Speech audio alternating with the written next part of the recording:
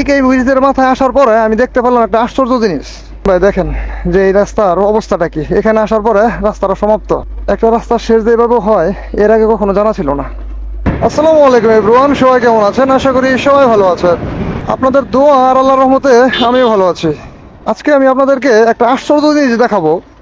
যে জিনিসটা হচ্ছে যে একটা রাস্তার শেষ যে এভাবে হয় আমার জানা ছিল না। তো সেই জিনিসটাই আপনাদেরকে আজকে দেখাতে যাচ্ছি। আমি যে ব্রিজটাতে আছি এই ব্রিজটা দেখতে অপরূপ সুন্দর, দুই সাইডে একটা নদী বয়ে গেছে।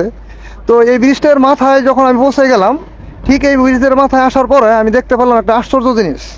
দেখুন ভাই দেখেন যে এই রাস্তার অবস্থাটা কি। এখানে আসার পরে রাস্তাটা সমাপ্ত।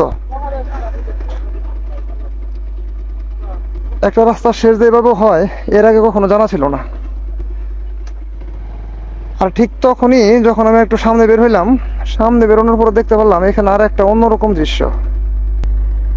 মূলত এই রাস্তাটা যাওয়ার কথা ছিল একদম সোজা, কিন্তু আসলে নিচে একটা গ্রাম আছে।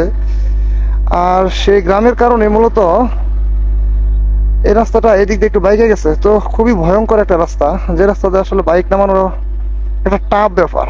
তো আমি একটা চ্যালেঞ্জের মুখে পড়ে গেছি যে এদিক দিয়ে বাইকটা নামাইতে হবে আমাকে। তো দেখতে থাকেন যে আসলে আমার কি অবস্থা হয়। তো এদিক দিয়ে আস্তে আস্তে আমি একদম খুব সুন্দরভাবে বাইকটা নিচে নামাই ফেলাইছি।